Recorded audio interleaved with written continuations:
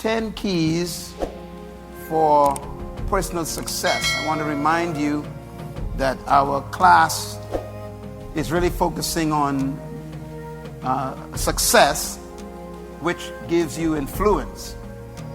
And that's the concept I'm trying to communicate to you as we share these thoughts. The School of Influence is really based on the level of success that you have. I was thinking, for example, LeBron James, one of the top basketball players in the world today, was simply a young man from a high school. But his success in sports makes him celebrated. The word celebrate is where we get our word celebrity from. Celebrity is someone who the majority of the people celebrate, and therefore they consider them to be people of influence. His success as a basketball professional on the court gives him influence in so many other areas. A young man won the MVP last night. All of a sudden, he was telling a story yesterday when he got the award last night about his mother bringing him up as a single parent, how she contributed his life. But he was unknown. His success, I think it's Kevin Durant is his name. He really became influential last night because of MVP, most valuable player in basketball. And again, I want you to understand the principle behind that. The principle is, if you become successful in an area of your life, you really become influential in the areas of life. And so the goal is to really become successful. I'll give you an example of Jesus Christ.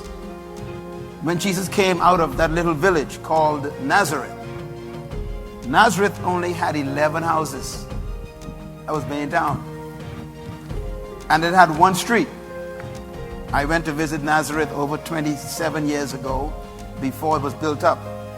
And they did excavations. The archaeologists found the original Nazareth. And Nazareth was built around a well, because wherever people found water, that's where they built the city or village.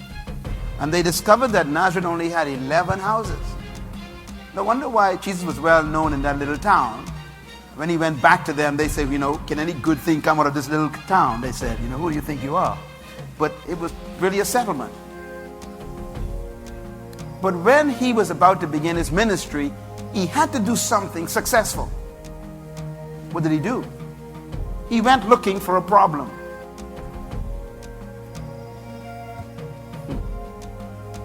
If you are a basketball team and you're losing, you want to find a player who can solve your problem. The Miami Heat went shopping and hired 4 players to solve their problem. They had never won championships. So they went looking for who? Solutions. Success begins with identifying a problem to solve. So Jesus Christ knew, if I'm going to be successful, I must succeed in something. So he went looking for a problem. He found one. He found 3 young men at that time sitting on the beach with an empty boat. That was a problem. They were professionals. They didn't know what to do with their problem. What did he do? He offered to solve their problems. What did he use? His gift. What was his gift? The gift of dominion. And he told them to go back out.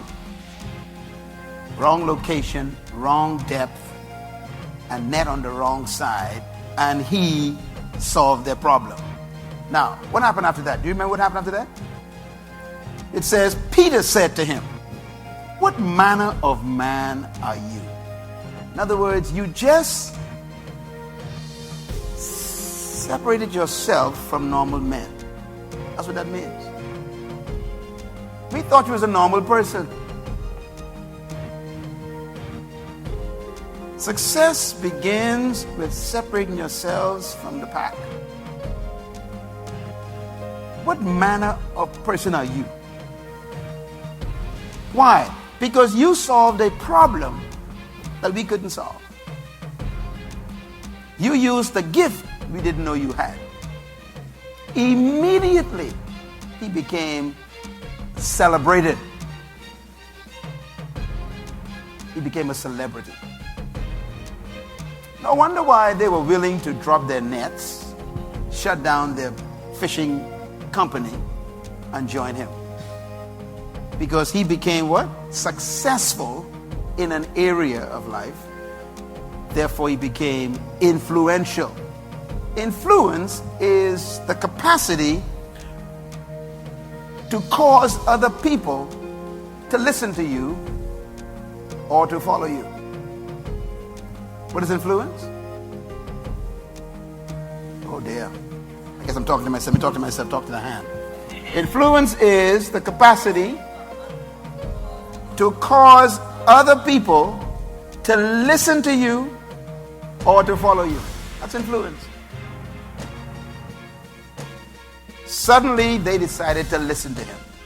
Then they went even to the point where they said, we will follow you. Influence is when other people change their priorities for yours. What is influence?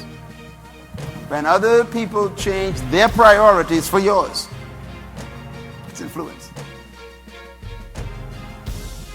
So the reason why we focus on success is because success brings you influence. And I'm going to move very fast tonight because I want to get to these 10 keys. And then for the rest of the year, we are going to deal with each one of these keys, and we're going to deal with national influence. Because you will never be successful until you have influence. And you will never have influence until you are successful. They are connected. So I want to begin to talk about then the origins and the nature of success. Our focus in this session is going to be on the role of laws and rules in personal success. Write that down, please. The role of laws and rules in personal success.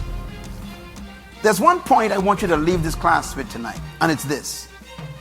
There's a difference between a law and a rule. And rules can actually stop you from being successful. We'll explain this in this session. Anyone who wants to be successful must break the rules. Please listen to carefully. I'm going to give you an important lesson tonight. Your failure in life or your lack of success in life is related to the fact that you obey the rules.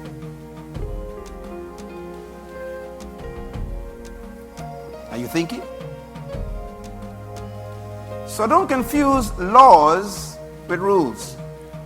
I want you to look at this slide, if you can see it from where you are, and I want you to say out loud the words that you see in this slide. Ready? Any word. Go. Intelligence, imagination, motivation, time, courage, confidence, ideas, hard work, creativity, will, focus, intelligence, imagination.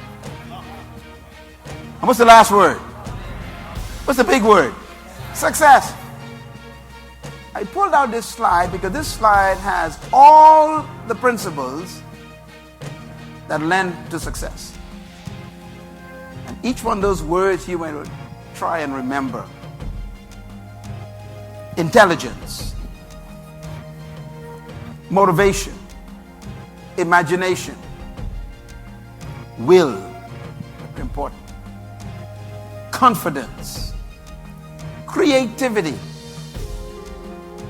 hard work, courage, time, very important. You don't rush into success. So success is really an integration of a number of principles we're going to talk about tonight. I want to talk about these 10 keys or these 10 laws of success that I have used in my own life. And these keys or laws are immutable.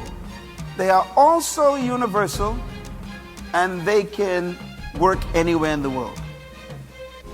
These laws have no respect for your ethnic background, your pigmentation.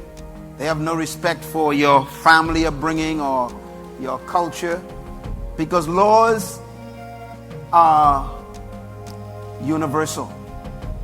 They work for anyone if you learn them. Let me talk about success. I want to quickly define success for you so that you don't think that success is something else. Everybody wants to be successful, correct? I mentioned to you in my last few sessions that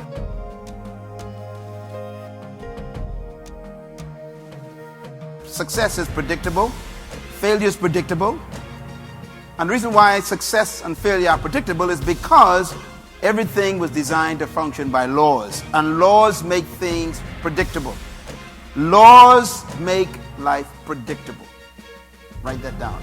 All life is predictable because of laws.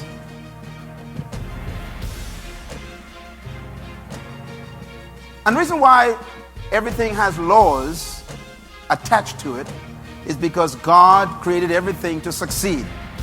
And that success is related to God's reputation. He wants to protect his reputation through his creation. Whatever God created is supposed to work. It's supposed to succeed. Whether it's a bird flying or a fish swimming or a tree bringing, its fruit, everything has to work by laws.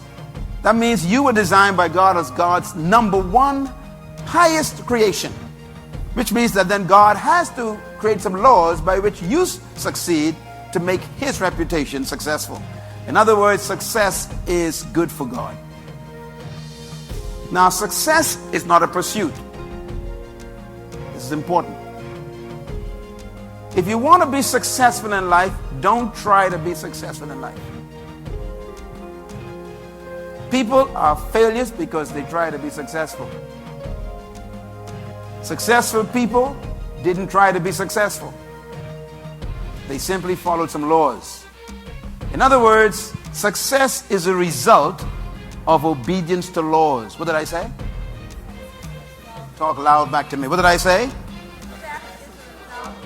Write that down and tweet that to somebody right now. Hashtag Myles Munroe. Success is what? A result. It's not a pursuit. In other words, success is a byproduct of an activity that you are involved in. LeBron James had no desire to be successful. He desired to be the best player, that's all. So he followed some rules. Last night, I heard them interview him after the Miami basketball team won by 20 points. And they asked him a question. They said, "How did you do it?" He said, "Well, we had a few days off. And instead of resting, we spent all the time on the gym shooting." In other words, on their break, they were working. What was he doing? He was following one of the laws. Hard work even when you're off.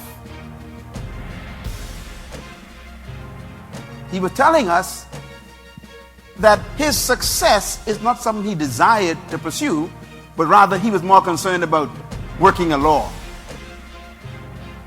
So that's important to understand. What is success? Let me define a couple of thoughts for you. First of all, success is not what you've done compared to what others have done. Why? Because you'll always find somebody less than you and better than you. So you can actually claim to be the first in the class and still be a poor student. I remember that happened to me when I was a kid in Western Prep School here in the Bahamas. I went home and I was so excited. I got 48 on a test. 48. And I got the top mark in the class. I went home and showed my mother my exams, my test. My mother punished me. She said, "You got first in the class at 48. Two things has to happen. Number one, the teacher need to be fired. And number two, you are a disgrace. That means everybody got less than 48. She said, 48 out of what? And that was the question. 48 out of what? See, success is not measured by what you've done compared to others. Success is measured by what you've done compared to what you were supposed to be. You were supposed to get 100. So 58 at the top of the class is failure because 100 was supposed to be success. So success is not measured by what you've done compared to what the others have done. It's measured by what you've done compared to what you should have done. In essence, success is the fulfillment of the original assignment or purpose for which the entire test was given. Your life, therefore, is measured by why God created you, not what you've done. Let me try it again. Your success in your life is not measured by what you've done, but by why God created you compared to what you've done. In other words, you could be a complete failure and everybody else thinks you are successful because you didn't do what God purposed for your life. Conclusion then is that success is simply fulfillment and completion of original purpose. The purpose for the exam is for me to get 100%. I got 48. So according to the examiner, even though I got the highest score, everybody failed, including me. Because the issue is not my comparison to the others who got less than me, but my comparison to what I was supposed to have gotten. The purpose for the class was 100%. Everybody still with me? So success in your life is first of all discovering why did God create you? What was the assignment, the purpose for your birth?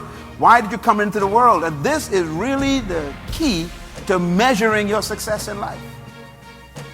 That's why God measures success this way. Jeremiah chapter 29 verse 11. He says, I know the plans I have for you, declares the Lord. Plans to prosper you and not to harm you. Plans to give you future and what? Hope. To give you a future and a hope. God has a future, a mark up ahead of you that's supposed to be what you reach. If you don't make it to the future that God intended for you, no matter how many people celebrated you, you are a failure. So success is measured by the future for which you was conceived. Ecclesiastes chapter 10 verse 10 says, if the axe is dull and the edge is unsharpened, much strength is needed. But with skill, success comes quickly. I love that verse. If the axe is dull means that if you don't know and understand the laws and the keys and the principles of success, you will work hard like a dull axe and still not get the tree cut down. You won't accomplish what you were born to do. So life is not really just about working hard. It's about working skillfully, smartly.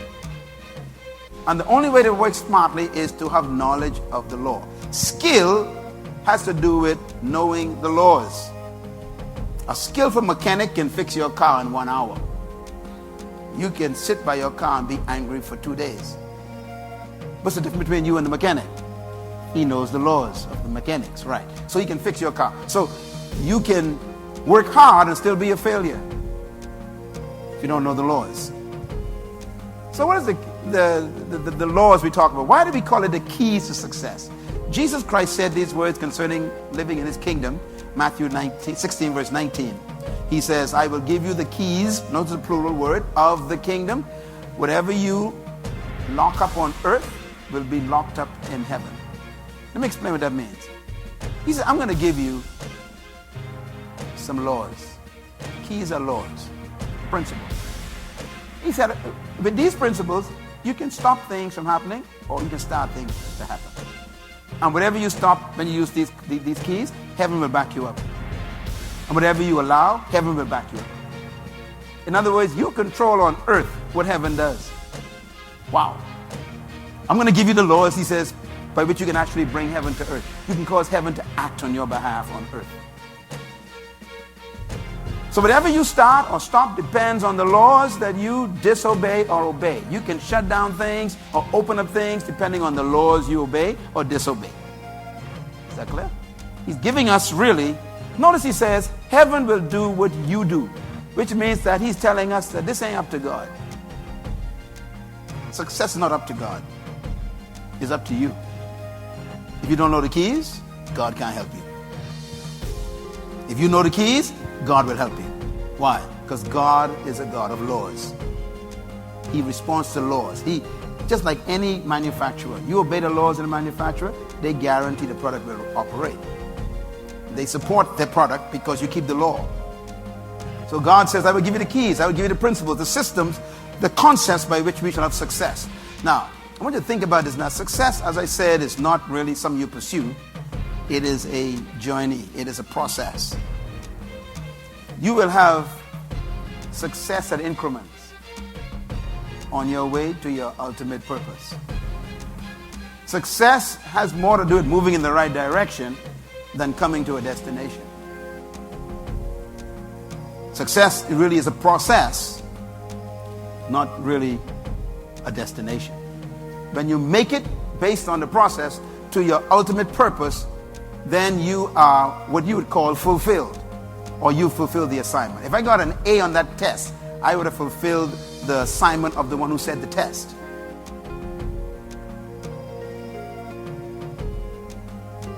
Maybe God does spank us when we bring 48% home.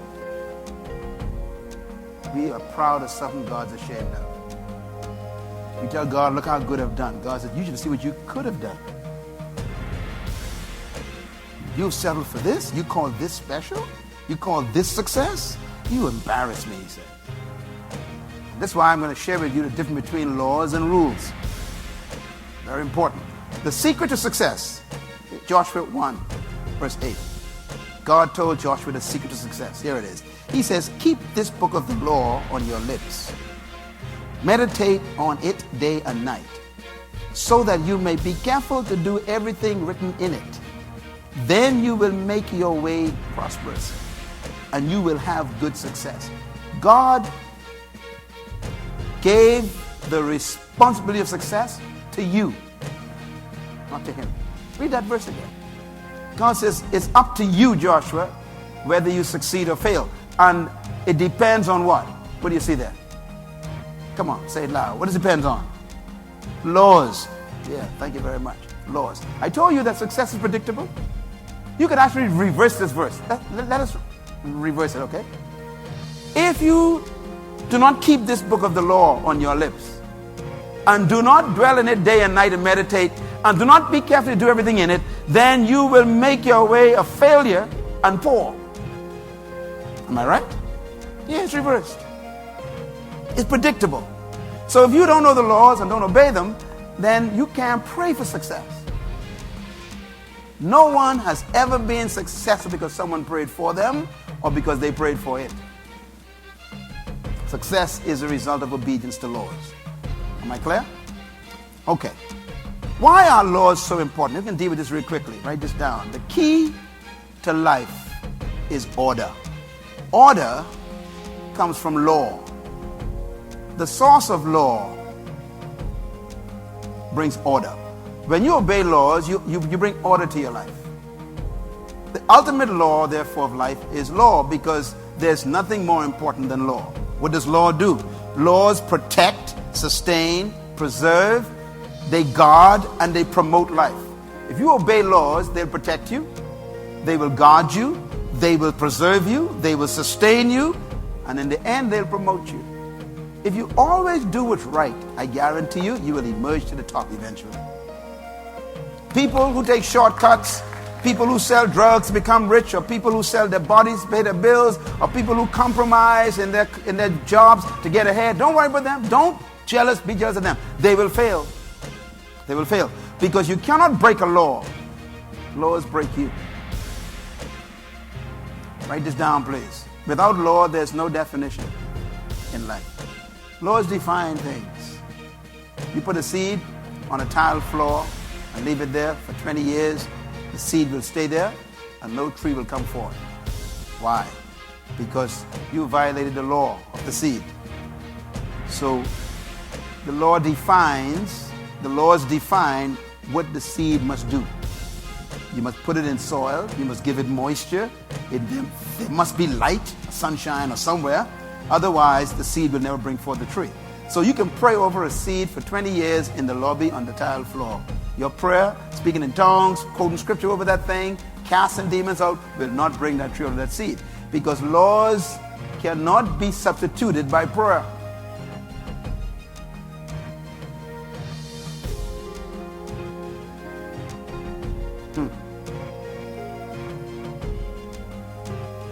Prosperity doesn't come by prayer.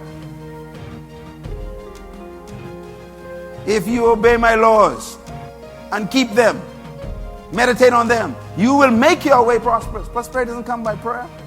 It comes by keeping laws. Some of the laziest people in the world are Christians. And somehow their Christianity makes them lazy.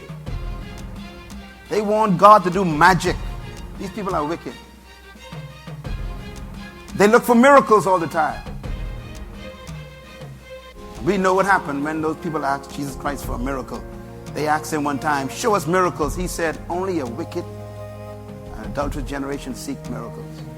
In other words, shortcuts. One of the greatest temptations the devil levied on Jesus Christ was this temptation. He took him to the highest pinnacle and said, jump. That was a shortcut. He said, you won't dash your foot against a stone. You won't hurt yourself. In other words, take a shortcut. Don't go through all that stuff about the cross and, all the pain and the crucifixion and going to hell and rise. He said, look, let's just get over it. You jump now, they'll believe you. Guess what? That was the biggest temptation, That was the biggest one. But Jesus said after that, why tempt the Lord thy God? In other words, the bread and the power was okay. But this one, he said, this was temptation. The shortcut. The longest way to success is the shortcut. Tweet that to someone now. What did I say? The longest way to success is a shortcut. Shortcuts means you violate laws. The Bible calls this trespassing. If you cut across somebody's yard instead of going around the main road, you call it a shortcut, don't you? But what are you doing? Trespassing. And Christ says, forgive us our trespasses. Forgive us from trying to make life quick without going through the process of laws. Forgive us for trying to get quick schemes. That's why people get into problems with business. People offer them all kind of quick, get rich quick stuff.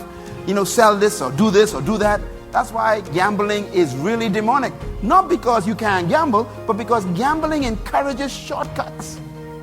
And a person who gambles, I guarantee you, they will always be poor. Even if they win once, they can be poor.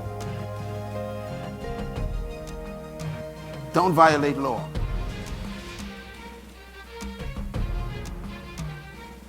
Now, I want to show you the difference between natural law and supernatural laws. Write them down. Number one, natural law is inherent in creation. That means it's built into creation. Number two, natural law establishes natural order. Number three, natural law regulates natural relationships. Notice the word natural is from the word nature. Natural, nature. Yeah, it's built into nature. Natural law cannot be changed. Natural law is built-in consequences. In other words, natural law doesn't need God to punish you when you violate it.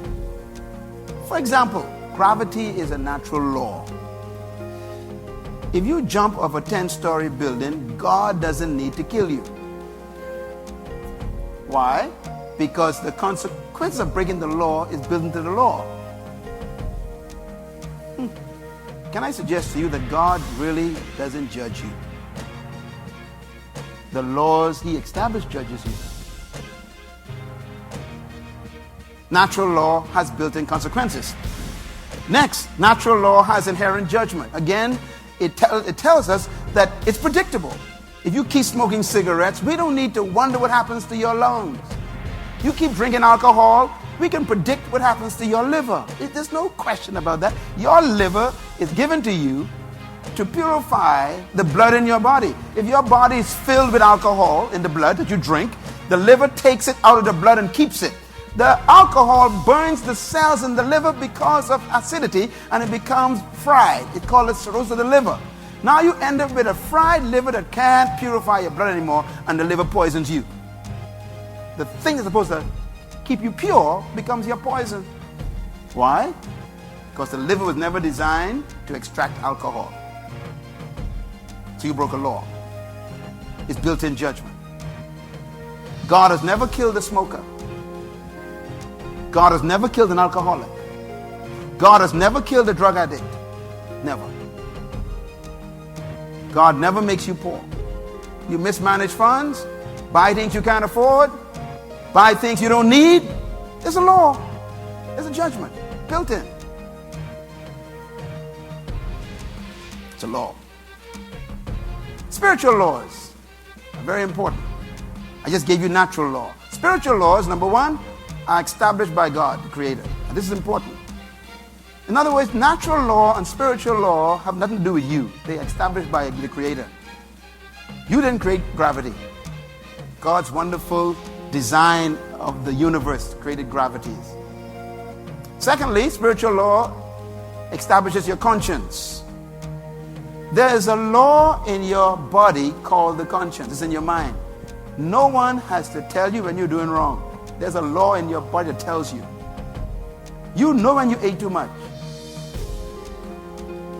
You know when you ate something that ain't good for you. The person who's smoking the cigarette knows the cigarette is bad. Their conscience tells them this is bad. But the habit controls them.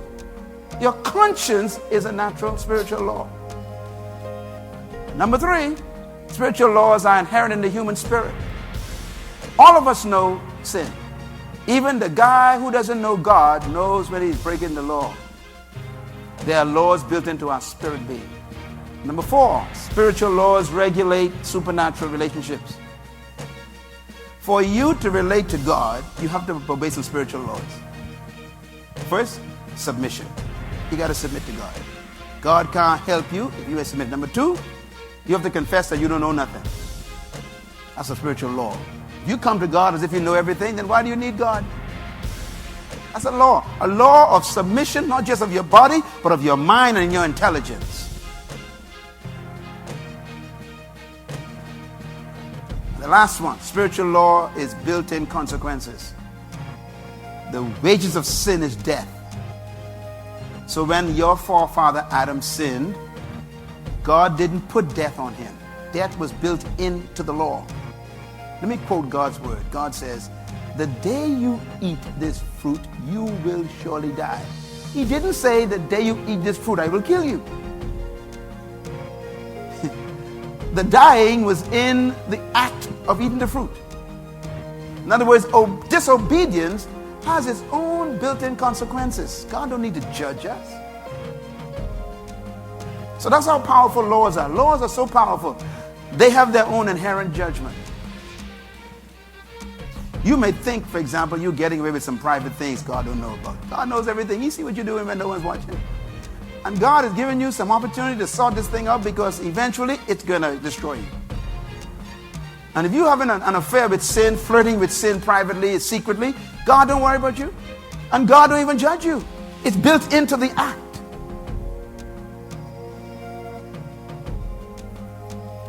Laws are inherent. Now, the reason why I showed you that is because I want you to see the difference between laws and rules, because there's a difference between the two and it affects your success. Write this down. Law is the inherent principles that regulate nature of life and relationships in God's creation. I'm giving you a definition of law. Law defined is inherent principles, that means the built-in principles, that regulate the nature of life and relationships within creation. For example, the tree relates to the soil because of a law. They have a relationship. If the tree breaks relationship with the soil, no one has to kill it. The judgment is built in it. The fish must relate to the water. They got to get along real well. If the fish decides, I don't like you no more water, you don't need to kill the fish. dies. God never killed Adam. God says, look, your relationship with me depends on you not touching that tree. I ain't going to kill you. But if you violate that tree, that means the commandment of God. It's not the tree. It's the fact that God told not to touch it, the law. He says, I don't need to kill you. You will die. When a fish leaves water, you never kill it. It dies. When a plant leaves soil, you don't kill it. It dies. When a man leaves God, you don't kill him. He dies. Is that clear? So the relationship is determined by the laws. How many of you drink gasoline? Let me see your hand. You drink gasoline? Let me see your hand. Anyone drink gasoline? Hold your hand up. Anyone love gasoline? You like to drink it? Hold your hand. Nobody? Oh, come on. You mean you actually go to a station every other week to buy this stuff, spend your money on it? You don't like it? You actually do something you don't like? Yes. The question is why? See, you should do many things you don't like, because in order for you to get some dysfunction, you need to keep that relationship at the gas station. You relate to that station because you want your car to function. So there's a law. The law says cars need gasoline, and the station has it. So you got to develop a relationship with the station constantly for the rest of your car's life. If you decide one day, I ain't never going back to the station, car says, then I ain't never driving no more. So you shut it down. So laws create relationship. Very important. Number two, laws are both natural and supernatural, both physical and spiritual, to guarantee maximum fulfillment of purpose and potential. In other words, God created all the laws to work in your favor. The problem with life is simple, you know. We don't know the laws. So we come to life experimenting, guessing, hoping things work out.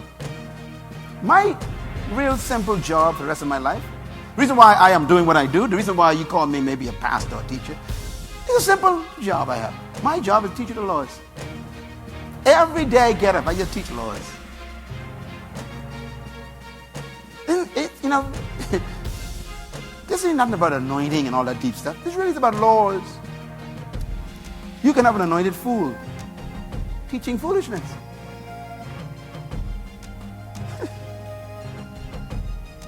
You got some good preachers who ain't know nothing but the laws. They make you shout, ha, ha, ha, ha. In the end, you didn't learn nothing. No laws, you just had a good sweat. You're still broke, poor, depressed, frustrated, don't know how to succeed, and you've been going there for 50 years. Because it's not the preaching that sets you free. It's the truth of the laws that set you free. And that's why we have this class. This class is about law. Let's talk about the law of nature. Law is essential to life. Law is necessary for all relationships. And the concept of need is the concept of law. Write that down. Need creates law.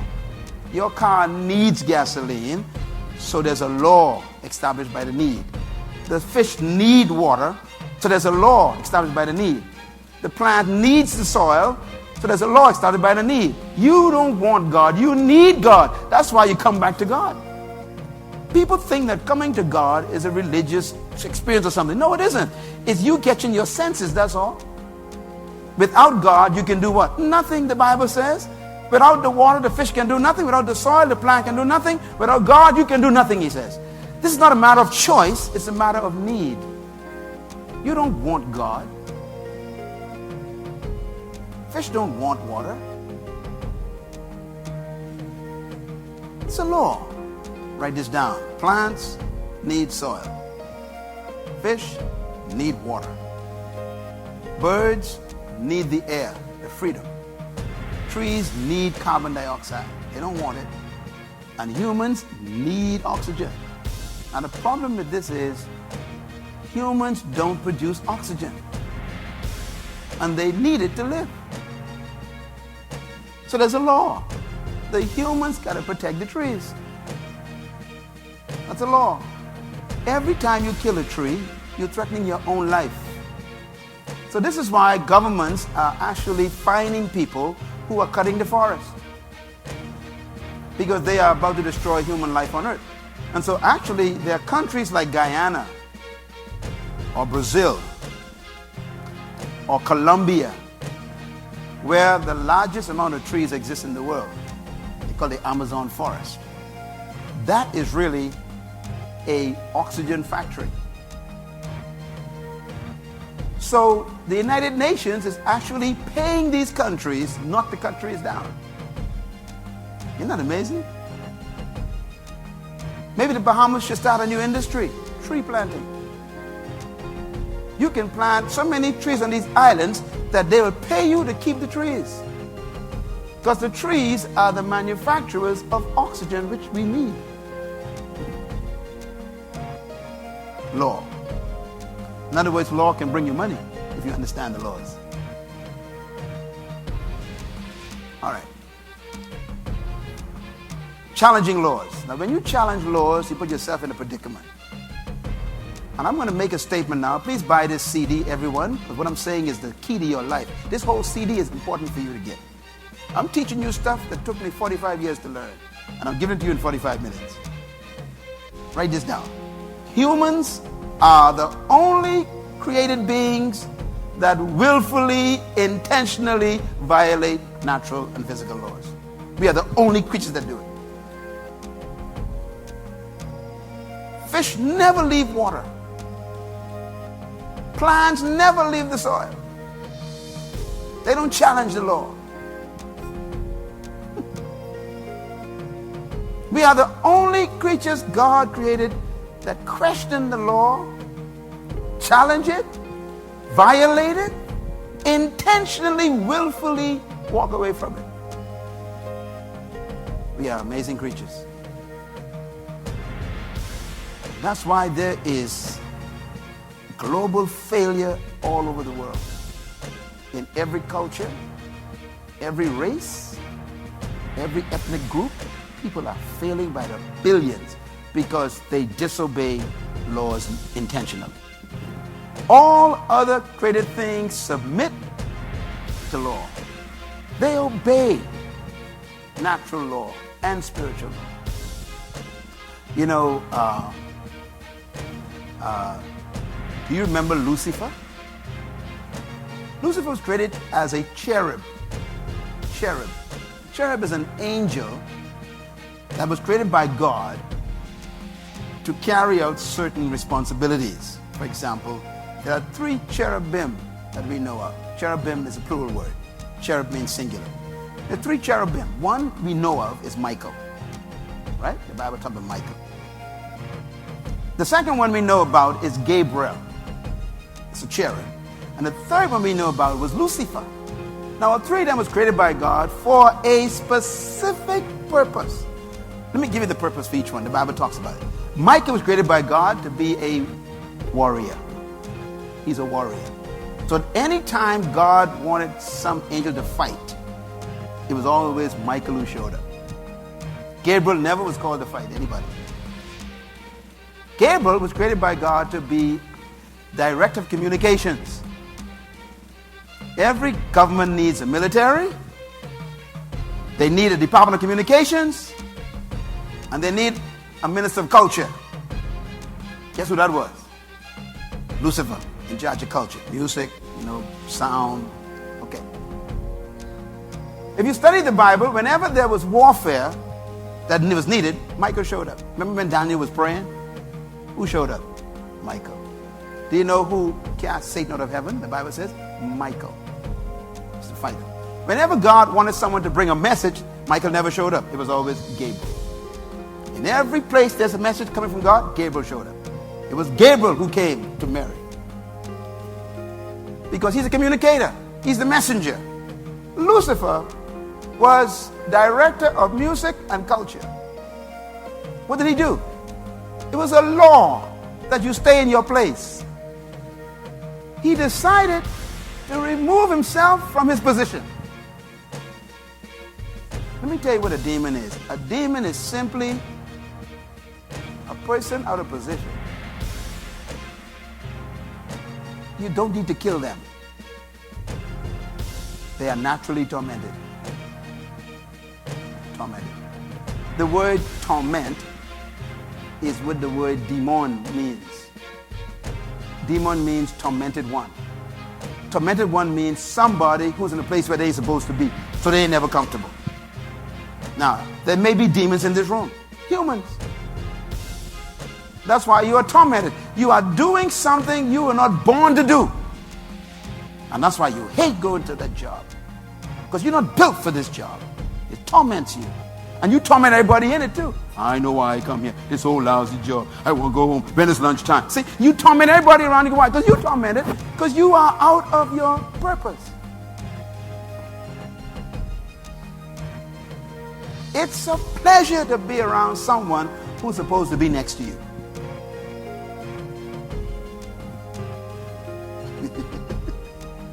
My God. Some of you are smiling. There's some demons in your work when you go to work tomorrow. You know them very well. For 10 years they've been complaining about that job and they still wouldn't leave. This is tormentation. This is tormented people. Why? They ain't built for this. It's not their gift. Not their gift. Am I making sense? So let's talk about the law of humanity. First of all, God created all things to live and function by law. You said that. But God created mankind to live by natural and spiritual laws. And that's why all humans must learn laws for the relationships to be built properly. The reason why people fail is because they don't know the laws. And therefore, all relationships are products of law. How you relate to life depends on the laws that you're supposed to obey. Law is the key to success and prosperity. Do you ever wonder why God told Joshua, if you obey my laws, you will have good success? Do you know why? Because you can have bad success. He says you will make your way good, prosperous. Why? There's bad prosperity. A drug dealer has a lot of money, but he can't sleep. Why? Because the brother's trying to kill him. He got to stay up all night watching his money. This is not prosperity. This is torment.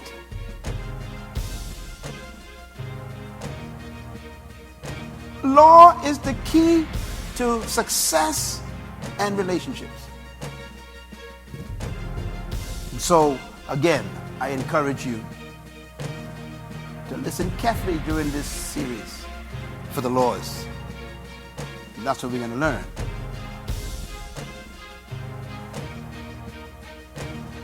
I was telling one of our ministers yesterday, I said I will never be poor again. Impossible. I will never be poor again. Why? Because laws are predictable. Laws give you control over life. Write that down. What did I say? When you know laws and you obey laws, you control the outcome. There's a verse in the Bible that we don't even think about. Simple verse, daughter. Jesus says, a farmer goes out to sow. He sows a seed. Watch this now.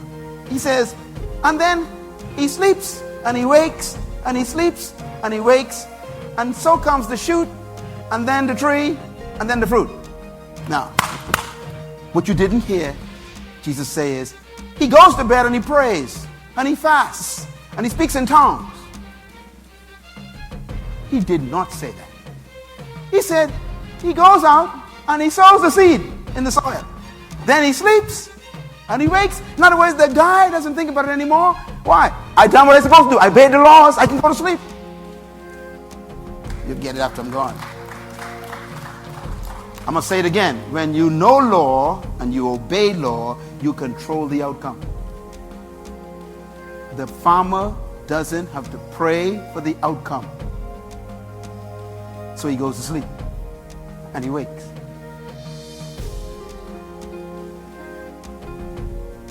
After you go to the gas station and you fill your car with unleaded gasoline, do you pray for the car to run? No. Why? You obeyed the law. So you don't even pray. You just press the gas and you're gone. Why? It's supposed to work if I do what I'm supposed to do.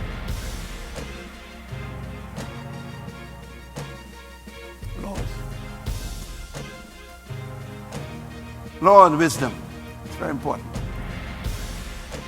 Knowledge of laws and principles are the source of wisdom. The Bible says, in all you're getting, get wisdom. And if it costs you all you have, get understanding. Write down the scripture. It is Proverbs chapter 4, verse 7. Write that down.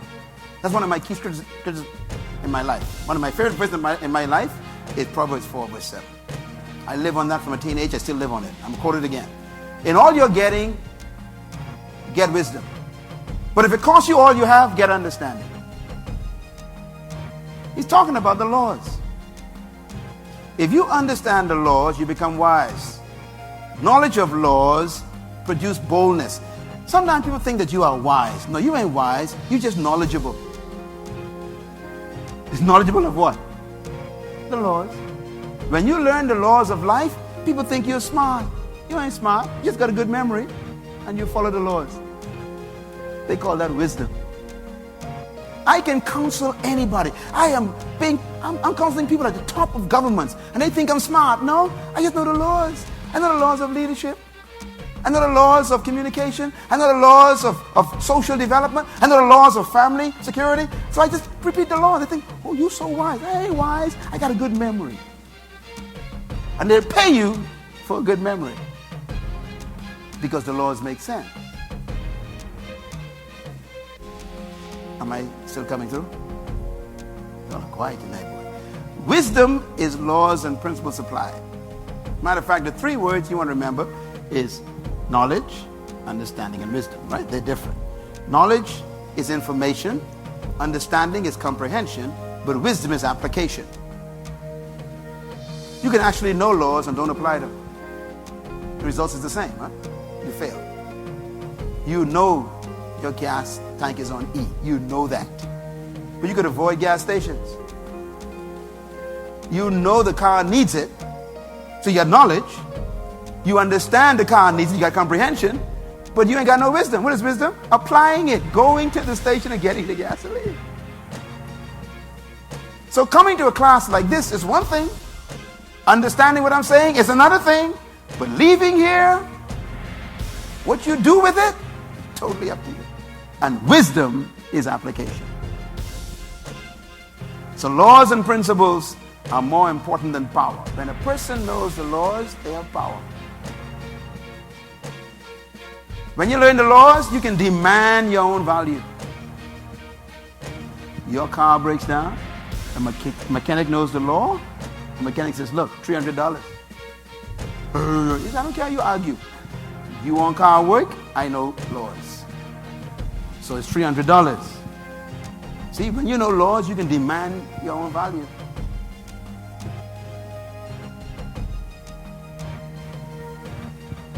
Again, I'm going to show you thinking, why didn't I hear this 25 years ago?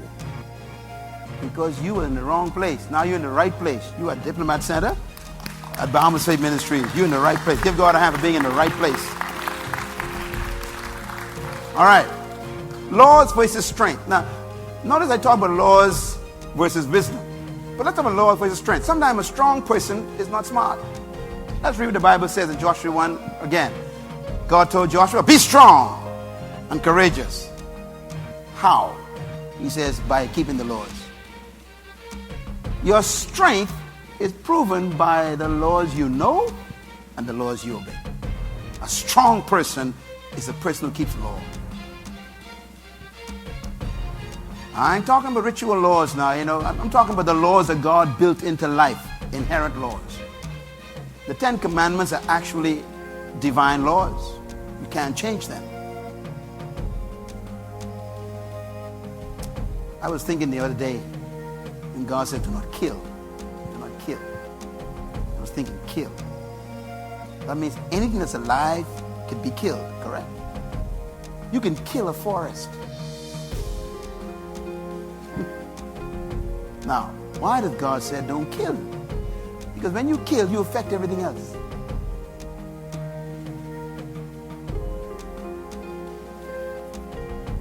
You affect everything else. So these are divine laws. You protect life. You preserve life. make your way prosperous. Now, I want to wrap this up with the difference between laws and rules. It's very important. I'm going to give you the 10 laws. We can close on that. And then I want you to don't miss a session. But we can deal with each law separately so you can know them. Okay? Let's talk a little bit about this. True principles and laws are never broken. Violation of law is impossible. You don't break laws. That's number one. Number two, true principles and laws can never be violated. If you jump from a 10-story building, you didn't violate gravity. Gravity violated you.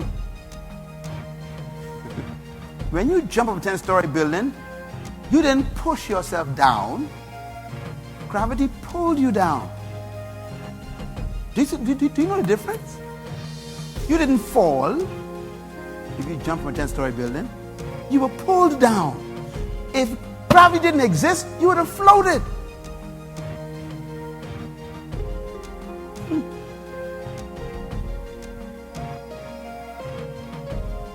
You don't break laws.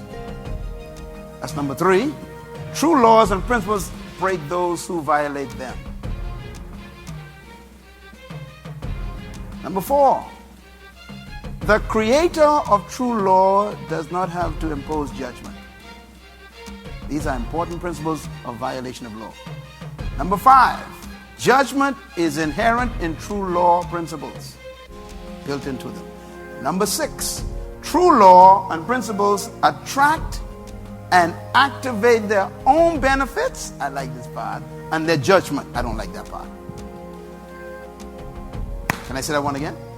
True laws and principles attract and activate their own benefits or judgment. If you learn the laws of life, learn the laws of creation, learn the laws of spirituality, if you learn them and you obey them, they attract benefits. If you keep my law, Joshua, you will make your way prosperous. That means you cannot fail. Failure and success is not up to God. God's finished. He's created the whole thing. He put it in motion.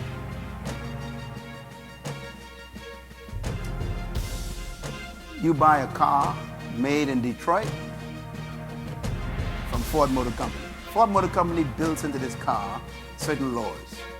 It needs oil, it needs fuel, it needs transmission fluid, it needs radiator fluid or water.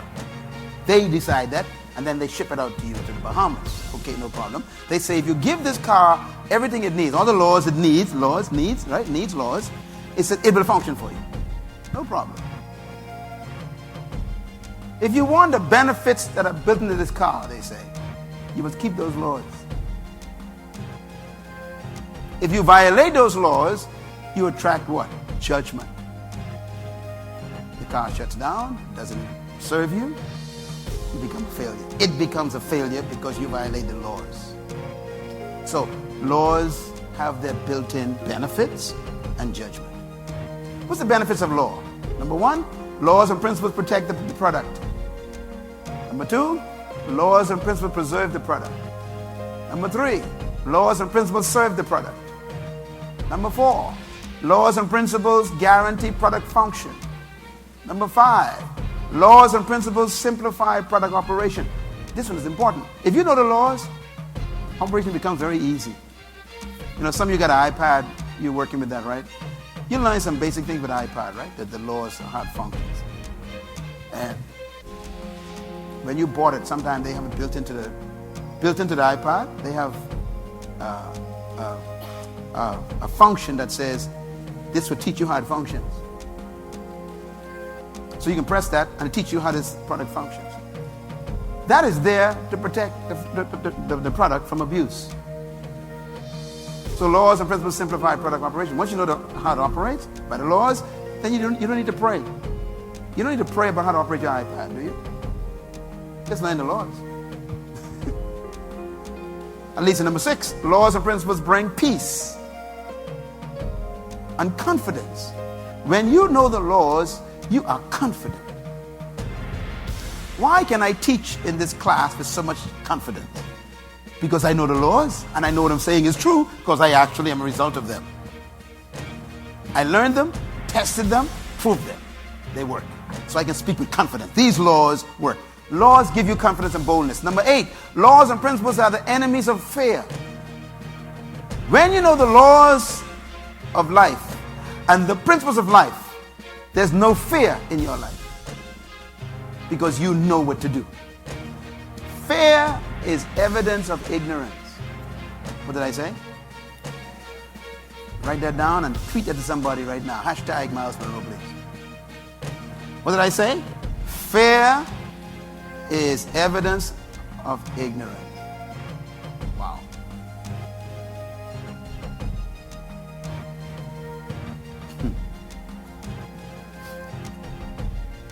If you know you got $100,000 in the bank and everybody panicking, they ain't got no money, are you gonna panic?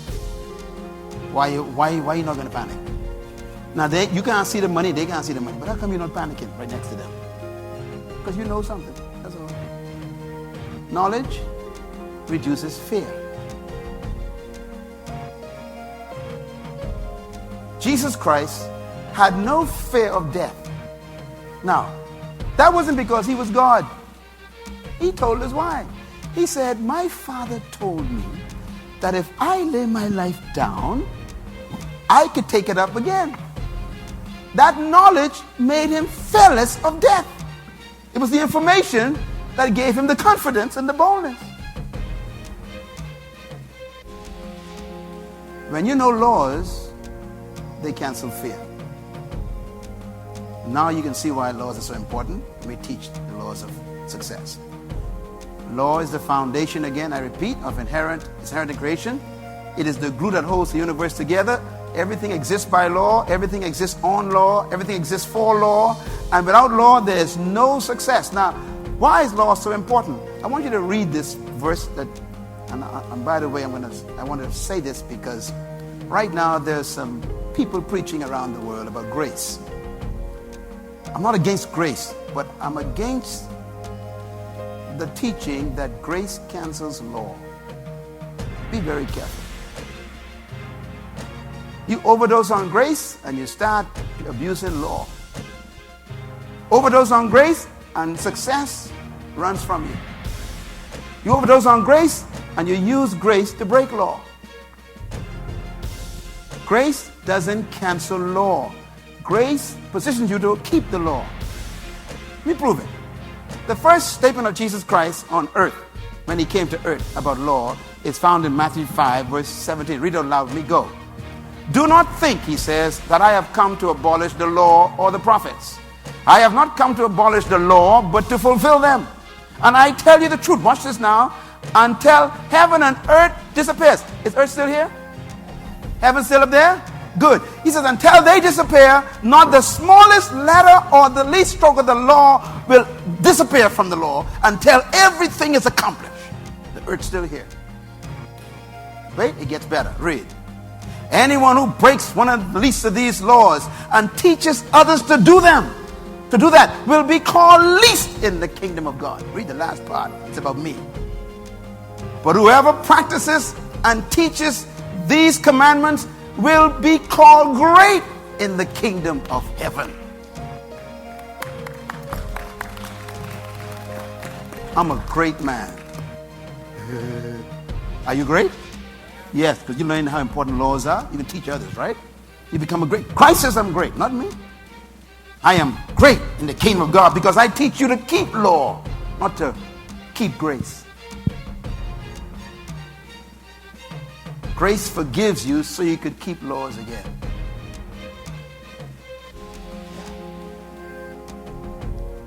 Please get my series in the bookstore on law and grace. It'll help you. Now, I can't wait to get to this part here. Laws and tradition. Laws and tradition are different. Traditions can give you failure. Most people fail because of tradition. If you're going to be successful, you have to break tradition. Somehow we've made tradition and law the same. They are not. Let's read Matthew chapter 5, verse 20, words of Jesus Christ out loud. Read. For I tell you that unless your righteousness surpasses that of the Pharisees and teachers of the law, you will not enter the kingdom of heaven. Now, that word righteousness means what? To be realigned with God's laws. Okay? So he's talking about the difference between tradition and laws. If you don't believe me, read the next verse. Matthew 15:2. Read. Why do you disciples break the rules or traditions of the elders? Stop reading. Notice the word or between what? Rules and traditions. They are the same. Okay, read it again. Why do your disciples break the rules or the traditions of who? The elders. Who? The elders, not God. Follow me now. You got to separate what man made from what God established. I guarantee you with all my strength that man has designed your failure.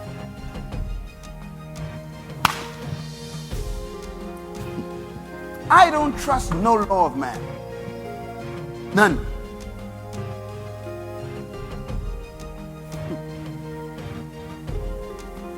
This is very important what I'm saying. He said, they said, why do your disciples break the rules and traditions of the elders? Nothing to do with God. Read the next statement. They don't wash their hands before they eat. Sound familiar? Jesus replied. Now he can respond to them. Why do you break the laws of God in place of your traditions? Your rules, your traditions. Wow.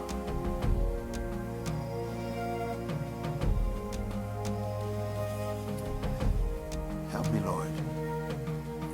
The difference between law versus rule. Get your pen. This is fresh stuff of the wire. Remember this all your life. My cyber members, write this down, okay? What is law versus rules? Number one, a general rule or principle that is thought to be true or held to be binding. The world calls that law. It's a rule. Number two, in the world, let's say that a statement of a scientific fact or phenomenon that is invariable under given conditions. They call that law. And that's not necessarily true, because God violated many facts. Like walking on water, violated a scientific fact. Opening the Red Sea. Some say they ain't real. It happened. But God violated the natural facts. Number three, they say laws are principles set out in the Bible, especially the Pentateuch. These are the first 5 books of the Bible. Matthew, Mark, Luke, Genesis, Exodus, Leviticus, Numbers, Deuteronomy. It's the Pentateuch. The laws of God. They also say that laws are a rule or conduct or procedure recognized by a community as binding or enforceable by authority. This is dangerous stuff here. Law is a rule of conduct or procedure recognized by a community as binding or enforceable by authority. This is dangerous stuff. For example, in America some years ago, they made a rule that black people were only 2/3 humans. I mean, they were half animals. That was a law in America, right? So they expected the procedure to follow that. That means a black man could never be treated like an equal human to anyone else. So he was sold like you sell animals. It's called slavery. Why? Because there was a rule that produced that conduct. Watch this. And it was accepted by the community. So the white community in America accepted the rule that black people were not humans. They were just partially animals. So to sell them and to treat them like animals, to beat them and to burn them and to brand them with a hot iron was just like branding a cow. It's not. After all, the rule is accepted in the community that you ain't a real human. So the whole concept was based on a rule created by the community. And it was binding and enforceable by authority. That means authority gave you the right to buy a slave, to beat a slave, to brand a slave, and to sell a slave. The community made that enforceable. That's how dangerous the law is. Now, what happened to that? Well, you get people who rose up and says we are against the rule. Why? Because there's another law. The law says that all humans are equal, made in God's image. So that they had to find another law. They got that law from where? Genesis, right? So they say, okay, we found a divine law that says all humans are equal.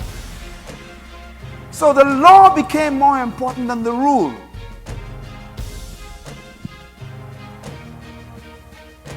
I don't trust the rules of men. You can see why. The rules of men are designed to make sure you fail and to keep you from prosperity and success. The last one is the most frightening one. They say laws are an act of passed by legislature or a similar body. This is dangerous. A law is an act passed by legislature or a similar body like Congress or something. Now, that's dangerous, eh? They're making laws today, all kind of laws. I don't call them laws, I call them rules. The Bible calls them rules and tradition. They are trying to make it a tradition that two men get married, for example. Two men can get married. They're trying to make it a tradition so they become acceptable by the community. Remember, the community now is the problem. And they want to enforce it by authority. You have to marry two men if they come to you. Why? By law, they say. So there's a problem in some countries where if two women come to get married, you got to marry them. Why? The authorities have to enforce it. Why? Because legislature says it is a rule, which they call a law. Now, problem. They made a human law, but natural law disagrees. The two men can't have children. So your human law cannot stop natural law or divine law. That's why we teach in this church the divine laws. And I'm telling you right now, I am willing to die to protect natural law and divine law. I know you're clapping, but that's going to be tested one day. See? We can see if you mean that clap. Me, I already decided. That don't mean nothing to me when it comes to protecting the laws of God.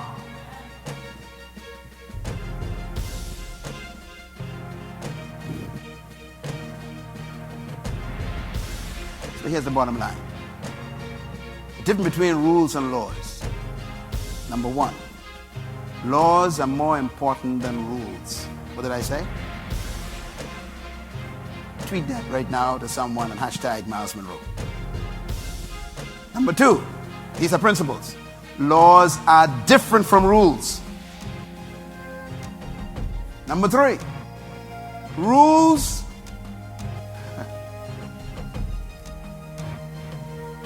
these are retractions, customs, limitations, and boundaries created by men. That's what a rule is. Men retract from the divine laws. They create customs. They create limitations. That's what a rule is. It's a limitation. They create boundaries. A rule is not a law. It's not a real law. If man creates a rule, it is not a divine law. See, man was designed by God to protect natural law and divine law. What man has attempted to do is to create a third set of laws, which are his own laws. And many times, those laws violate the first two laws. natural law and divine law. That leads to point number 4. Laws should never be subject to rules. Martin Luther King Jr. said these words when he was fighting against the oppression of white domination in America. He said, there comes a time when it's legal to break human law. That's an important statement. There comes a time when it's legal to break human law. So let's go, he said, let's go march. Let's shut down the country. Let's sit down on the buses. Let's shut down every restaurant. Let's don't go to work. Why? The law says go to work. That's a rule. But we say there's another law. We equal. So we ain't going to work. There comes a point where laws cannot be subject to rules. I'm talking about success tonight. And number 5, where there is conflict between a law and a rule, obey the law. What did I say? When there's a conflict between a law and a rule, obey the law. That might mean going to jail. Nelson Mandela went to prison because he broke a rule. And he broke the rule because he found another law. The law says all men are equal. The rule says they are unequal. He said, I'm going to obey the law and violate the rule. I'm going to pay the price.